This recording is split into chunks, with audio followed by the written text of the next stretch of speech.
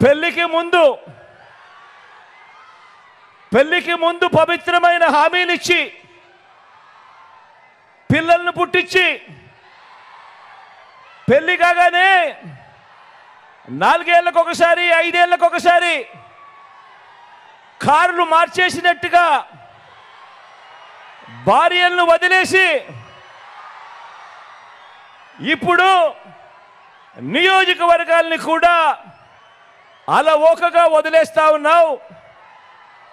ఏం మనిషివయ్యా నువ్వు అని చెప్పి ఆయనను అడిగా.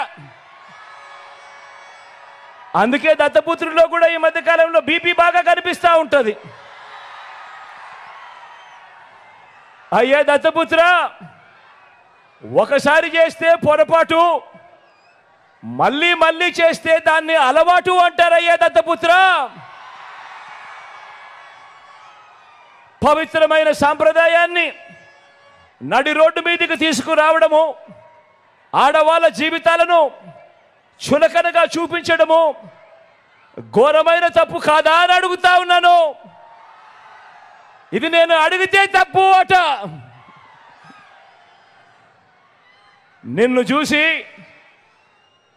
చూసి ఇదే తప్పు ప్రతి ఒక్కరూ కూడా చేయడం మొదలు పెడితే, ఇలా 5 ఏళ్లకు ఒకసారి 4 ఏళ్లకు ఒకసారి భార్యలను మార్చడం మొదలు పెడితే అక్క చెల్లెమ్మల బ్రతుకులేం కావాలి అని కనీసం ఆలోచన కూడా చేయని ఈ పెద్ద మనిషిని నువ్వు చేస్తా ఉన్నది తప్పు కదయ్యా అని అంటే చాలు, ఆ పెద్ద మనిషిలో కూడా బీపీ విపరీతంగా పెరిగిపోతుంది.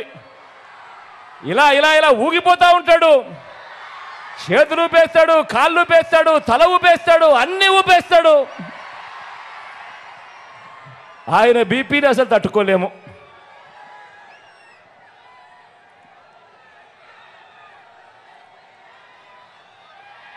ఇలా